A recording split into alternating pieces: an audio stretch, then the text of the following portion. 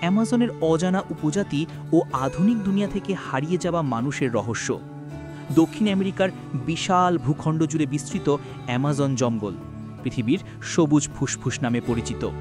প্রায় 5.5 মিলিয়ন বর্গ কিলোমিটার এলাকা জুড়ে ছড়িয়ে থাকা এই অরণ্য শুধু প্রাণী বৈচিত্র্যের ভাণ্ডারই নয়, এটি এমন এক রহস্যময় জগৎ যেখানে এখনও আধুনিক সভ্যতার স্পর্শ পৌঁছায়নি।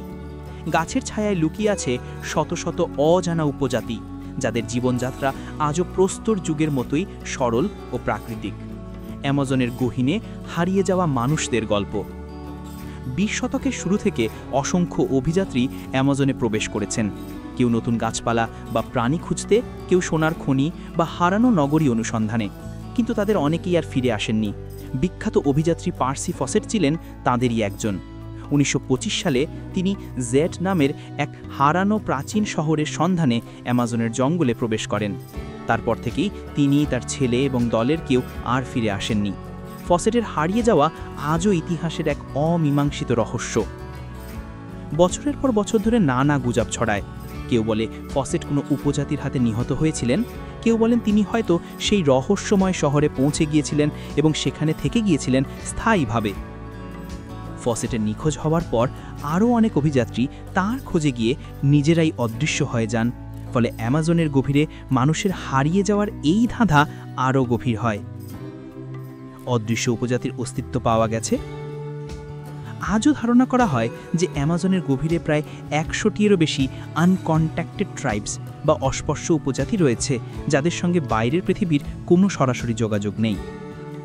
ব্রাজিলের ফুনাই অর্থাৎ ফুনান্ডেসিও ন্যাশনাল ডোস পবোজ ইন্ডিজেনাস সংস্থার ড্রোন ও স্যাটেলাইট চিত্রের মাধ্যমে এসব উপজাতির অস্তিত্ব নিশ্চিত করেছে। কখনো কখনো জঙ্গল কেটে রাস্তা বা কৃষিকাজের জন্য নতুন এলাকা তৈরির সময় তাদের উপস্থিতি ধরা পড়ে, কাঠের ঘর, ছোট ছোট কৃষিভূমি বা ধোয়ার চিহ্ন থেকে।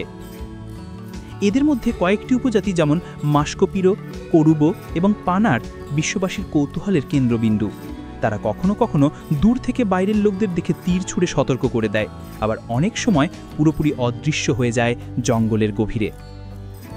উপজাতিদের জীবনযাপন প্রায় পুরোপুরি প্রাকৃতিক। তারা গাছের ফল, মাছ, শিকার ও শিকড়ের উপর নির্ভর করে। তাদের ভাষা, সংস্কৃতি ও বিশ্বাস পৃথিবীর অন্য কোনো সমাজের সঙ্গে মেলে না। তারা বিশ্বাস করে জঙ্গলের প্রতিটি গাছ ও প্রাণীর মধ্যে আত্মা আছে। বজ্রপাত, ঝড় বা নদীর বন্যা সবকিছুই তাদের কাছে দেবতার বার্তা। তাদের কোনো লেখা বা লিখিত ইতিহাস নেই।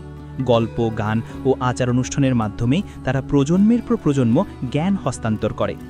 একটি উপজাতির শিশু যখন বড় হয়, তাকে শিকার শেখানো হয় যেমনভাবে কোনো শিশুকে শহরে অক্ষর শেখানো হয়। আধুনিকতার হুমকি। অ্যামাজনের এই উপজাতিগুলোর অস্তিত্ব এখন ক্রমশ বিপন্ন হয়ে পড়ছে। বনভূমি ধ্বংস, কাঠ ব্যবসা, অবৈধ খনি, তেল উত্তোলন ও কৃষি সম্প্রসারণের কারণে তাদের এলাকা প্রতিদিনই ছোট হয়ে আসছে। অনেক উপজাতি বাধ্য হয়ে তাদের জায়গা ছেড়ে চলে যাচ্ছে, আবার অনেকে বাইরের মানুষের সংস্পর্শে এসে অসুস্থ হয়ে পড়ছে। সবচেয়ে ভয়াবহ দিক হলো এদের দেহে বাইরের রোগের প্রতিরোধ ক্ষমতা নেই। সাধারণ সর্দি, জ্বর বা ইনফ্লুয়েঞ্জাও তাদের পুরো গ্রাম ধ্বংস করে দিতে পারে। এই কারণেই আন্তর্জাতিক আইন অনুযায়ী এসব উপজাতির এলাকায় অনধিকার প্রবেশ অপরাধ হিসেবে গণ্য করা হয়। হারিয়ে যাওয়া সভ্যতার ছাপ। অ্যামাজনের আকাশ থেকে দেখা যায় অদ্ভুত সব জ্যামিতিক চিহ্ন, গোল, বর্গ, ত্রিভুজাকৃতি ঘেরা জায়গা, যাকে জিওগ্লিফস বলা হয়। বিজ্ঞানীরা মনে করেন 1000 বছর আগে এখানে এক উন্নত কৃষি ও বসত সভ্যতা ছিল, যা হয়তো কোনো প্রাকৃতিক বিপর্যয়ে বিলুপ্ত হয়েছে। এই জিওগ্লিফগুলো আজও দেখা যায় ব্রাজিল ও বলিভিয়ার সীমান্তে। যদি ফসেটের জেট শহর সত্যিই থেকে থাকে, তবে সেটি হয়তো এই প্রাচীন সভ্যতারই অংশ। অ্যামাজনের গাছের আড়ালে হয়তো আজও লুকিয়ে আছে এমন কোনো হারানো নগরী, যা একসময় মানুষের বসবাসের কেন্দ্র ছিল। আধুনিক দুনিয়ার দৃষ্টিতে উপজাতিরা। আজকের আধুনিক দুনিয়ায় প্রযুক্তি, ইন্টারনেট ও শহুরে জীবনযাত্রার মাঝে এই উপজাতিরা যেন এক জীবন্ত অতীত।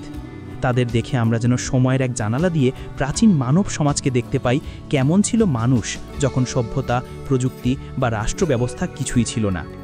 তবে তাদের অস্তিত্ব আমাদের এক গুরুত্বপূর্ণ শিক্ষা দেয়। মানুষ প্রকৃতির একটি অংশ, তার মালিক নয়। আমরা যখন আধুনিকতার দৌড়ে প্রকৃতিকে ভুলে যাচ্ছি, তখন এই উপজাতিরা প্রকৃতির সঙ্গে সহাবস্থানের এক বাস্তব উদাহরণ হয়ে আছে। রহস্য, ও মানবতার সীমারেখা। অ্যামাজনের অজানা উপজাতি বা হারিয়ে যাওয়া অভিযাত্রীদের রহস্য যতটা রোমাঞ্চকর, ততটা তা মানবিক দৃষ্টিকোণ থেকেও গুরুত্বপূর্ণ। বহুবার দেখা গেছে কৌতূহলবশত বাইরের মানুষ তাদের ছবি তুলতে গিয়ে সংঘর্ষে জড়িয়েছে। অনেক সময় উপজাতিরা তাদের এলাকা রক্ষার জন্য আক্রমণ করেছে, আবার অনেক গবেষকও প্রাণ হারিয়েছেন। ব্রাজিল সরকার তাই স্পষ্ট নীতি নিয়েছে, এই উপজাতিদের সঙ্গে জোরপূর্বক যোগাযোগ নয়, বরং দূর থেকে সুরক্ষা নিশ্চিত করা। এমনকি ফুনাইয়ের কর্মচারীরা বিশেষভাবে প্রশিক্ষিত পান যাতে তারা এই উপজাতিদের সংস্কৃতি ও গোপনীয়তা রক্ষা করতে পারেন। শেষ কথা, অ্যামাজনের অজানা উপজাতি যেন এক জীবন্ত রহস্য, যা মানুষকে বারবার টানে কৌতূহল আর বিস্ময়ে। তাদের অস্তিত্ব প্রমাণ করে যে পৃথিবীর প্রতিটি কোণে আজও এমন কিছু মানুষ আছে যারা সময়ের গতি থেকে বিচ্ছিন্ন থেকেও বেঁচে আছে তাদের নিজস্ব ছন্দে। তাদের গল্প শুধু ইতিহাস নয়, এটি আমাদের ভবিষ্যতেরও বার্তা যে প্রকৃতিকে ধ্বংস করে কোনো সভ্যতা টেকে না। অ্যামাজনের এই সবুজ অরণ্য ও তার মানুষদের রক্ষা করা মানে মানবজাতির শিকড়কে রক্ষা করা।